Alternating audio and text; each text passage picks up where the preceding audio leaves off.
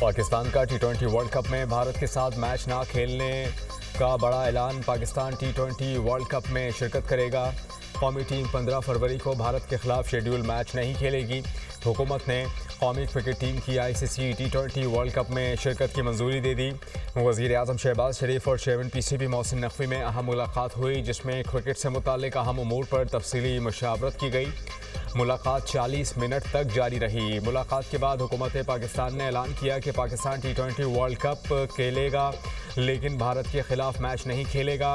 भारत के खिलाफ 15 फरवरी को मैच ना खेलने की वजूहात सामने आ गई। हुकूमती ज़राए के मुताबिक भारत के खिलाफ मैच ना खेलने के फैसले की कई वजूहात हैं। बांग्लादेश के हवाले से ICC का जानिबदाराना फैसला मरकज़ी हैसियत रखता है। हुकूमत पाकिस्तान बांग्लादेश के साथ इजहार यकजहती दिखाना चाहती थी। जय शाह ने अपने जानिबदाराना फैसलों से ICC को इंडियन क्रिकेट काउंसिल बना दिया। ICC को PCB से मसले के हल की उम्मीद। इंटरनेशनल क्रिकेट काउंसिल ने कहा कि पाकिस्तान के फैसले में हुकूमती किरदार का एहतराम करते हैं। उम्मीद है कि पाकिस्तान फैसले के मनफी असरात पर गौर करेगा। उम्मीद है कि PCB काबिल कबूल हल निकालेगा। फैसला आलमी क्रिकेट और शायकीन क्रिकेट के वफाद में नहीं। फैसले पर पाकिस्तान क्रिकेट बोर्ड के बाज़ाबता राबते के मुंतज़िर हैं। टी20 वर्ल्ड कप की कामयाब मेज़बानी ICC की अव्वलीन तरजीह है। टूर्नामेंट्स की बुनियाद शफाफियत, मसावत और रिपोर्ट स्प्रिट पर होती है। मुंतखब शिरकत से इवेंट की साख मुतासर होने का खदशा है।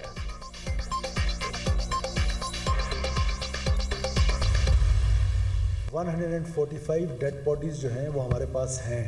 We manage to kill 145 terrorist in 40 hours. इन दहशतगर्दों ने 5 खवातीन को और 3 बच्चों को वहाँ पर बेदर्दी के साथ भून डाला है और ये बलोचियत का नारा लगाते हैं। इसलिए मैं हमेशा कहता हूँ कि कोई इनकी कौमियत नहीं है, कोई ये कौम की जंग नहीं है, ये सिर्फ दहशत की जंग है। तो आप हिंदुस्तान की इमा पे इस तरह के वाक़यात करके पाकिस्तान को डिस्टेबलाइज करने की कोशिश करते हैं। ये खालिस्तान बंदूक के जोर पर अपना नजरिया हम पर मुसलत करना चाहते हैं और बलोच को एक लाहासिल जंग में धकेलना चाहते हैं। हम 1000 साल तक ये जंग लड़ेंगे, लेकिन they can not take inch from us. वज़ीर आला बलूचिस्तान की 40 घंटों में 145 दहशतगर्दों की हलाकत की तस्दीक। सरफराज बुगटी ने कहा कि हमारे पास दहशतगर्दों की लाशें मौजूद हैं।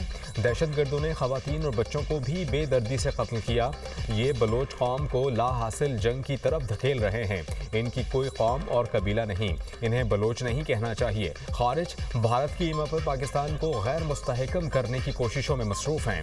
ये बंदूक के जोर पर अपना नज़रिया मुसल्लत करना चाहते हैं। हम हथियार नहीं डालेंगे, 1000 साल तक जंग लड़ेंगे। ये हमसे पाक धरती का 1 इंच भी नहीं ले सकते। दहशतगर्दों को इनके ठिकानों से निकाल कर निशाने इबरत बनाएंगे। बलूचिस्तान ज़रूर अमन की तरफ लौटेगा। वज़ीर आला का हमले नाकाम बनाने पर फोर्सेस को खराज तहसीन। सरफराज बुगटी का शोहदा के वर्सा से हमदर्दी का इजहार। कल जो मुख्तलिफ जगह पे वाक़यात हुए हैं, नोशकी में FC हेडक्वार्टर को टारगेट किया गया। इसी तरह और बहुत से टारगेट जो हैं, तकरीबन 12 टारगेट जो हैं उनको टारगेट किया गया। कल पसनी में भी एक सुसाइड बॉम्बर जो है नौजवान बच्ची थी। बेशुमार टेररिस्टों की लाशें छोड़ के इनको वहाँ से भागना पड़ा। दहशतगर्द पाकिस्तान में अदम इस्तेहकाम चाहते हैं। गिरफ्तार दहशतगर्दों के बयानात भारत की तरफ इशारा करते हैं। वज़ीर दिफा ख्वाजा आसिफ की मीडिया टॉक। कहा कि नौशकी दालमदीन में FC हेडक्वार्टर्स पर हमला किया गया। पसनी में भी नौजवान लड़की खुदकुश हमलावर के तौर पर पाई गई। BLA का टारगेट गरीब, मजदूर और बेरोजगार हैं। BLA भारत की प्रॉक्सी है। ये हमें दोबारा माशी अंधेरों में धकेलना चाहते हैं। दहशतगर्दों का खात्मा करके दम लेंगे। वज़ीर ममलिकत बराए दाखिला तलाल चौधरी ने कहा कि बलूचिस्तान में दहशतगर्दों ने आसान अहदाफ को निशाना बनाने की कोशिश की। सिक्योरिटी फोर्सेस ने मौसर और बरवक्त रद्द-ए-अमल से दहशतगर्दों के हमले नाकाम बनाए। दहशतगर्द आम शहरी बनकर आए और लोगों को ढाल बनाया। भारत ने जंग हारने के बाद प्रॉक्सीज पर इन्वेस्टमेंट बढ़ा दी। दहशतगर्द किसी भी शहर या इलाके पर कब्जा करने में नाकाम रहे।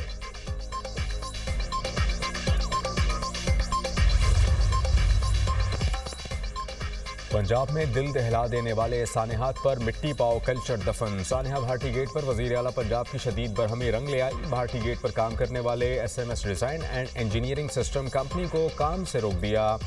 तफ्तीश निजी कंपनी से बढ़कर नाअहल अफसरान के गिरेबानों तक पहुंच गई। तफ्तीश सिर्फ निजी कंपनी तक महदूद नहीं रहेगी, गफलत बरतने वाले सरकारी अफसरान के खिलाफ भी कार्रवाई होगी। कंपनी की मुजरिमाना गफलत और बुनियादी हिफाजती SOP से मुजरिमाना रूगर्दानी इस अलमनाक हादसे की असल वजह बनी।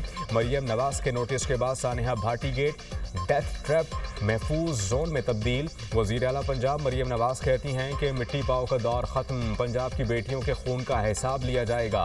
हंसता बसता घराना उजाड़ने वालों को कैफर किरदार तक पहुँचाना मिशन है। मासूम सादिया और उसकी नन्ही परी के जख्म देखकर दिल खून के आंसू रो रहा है। ये जख्म पंजाब के माथे पर लगे हैं। MQM का फिर सानेहा गुल प्लाजा पर जुडिशल कमीशन बनाने पर जोर। फारूक सत्तार का सानेहा गुल प्लाजा मुतासरीन से मुताल्लिक तकरीब से खिताब। कहा कि चीफ जस्टिस अपनी सरबराही में कमीशन तश्कील दें और TORs भी वाज़ेह होने चाहिए। कराची बचेगा तो पाकिस्तान बचेगा। कराची को बचाने के लिए तमाम तवानाइयाँ सर्फ करनी चाहिए। खालिद मकबूल सिद्दीकी बोले, जितना जुल्म हो सकता था इस शहर पर हो चुका। इनकी कोशिश है कि शहर मलबे का ढेर बन जाए। शहर बारूद के ढेर पर टिका हुआ है। यहाँ टैक्स तो वसूल किया जाता है, मरदमशुमारी में गिना नहीं जाता। टैक्स देने वालों को ही इमारतों में झुलसाया जाता है। वज़ीर आज़म और वज़ीर आला इस शहर की दादरसी नहीं करेंगे तो गवर्नर हाउस करेगा। गवर्नर सिंध कामरान टेसोरी ने कहा कि भारतीय स्पॉन्सर्ड दहशतगर्द बलूचिस्तान में दहशतगर्दी कर रहे हैं। बलूचिस्तान में किसी बहन या भाई का खून बहेगा तो दहशतगर्दों की नस्लें तबाह कर देंगे। भारत पाकिस्तान में होने वाली दहशतगर्दी में मुलव्विस पाया गया तो घुस कर मारेंगे।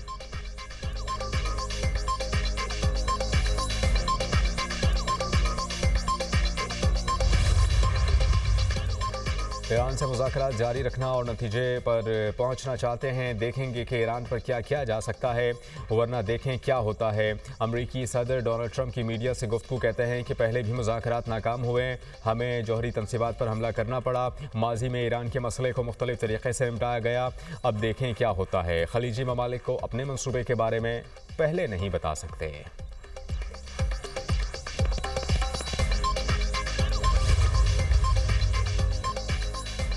जंग के लिए तैयार हैं, खित्ते में अमरीकी अड्डे हदफ होंगे। ईरानी वज़ीर ख़ारजा अब्बास अराग़ची का दो टुक पैगाम। कहा कि जंग हुई तो ये हमारी सरहदों से बाहर निकल जाएगी। जंग सब के लिए तबाही का बाइस बनेगी। अमरीका पाबंदियाँ उठा ले तो हम भी मुआहदे का एहतराम करेंगे। अमरीका के साथ दोबारा मुज़ाकरात होते देख रहे हैं। कुछ सालिस एतमाद बहाल करने की कोशिश कर रहे हैं।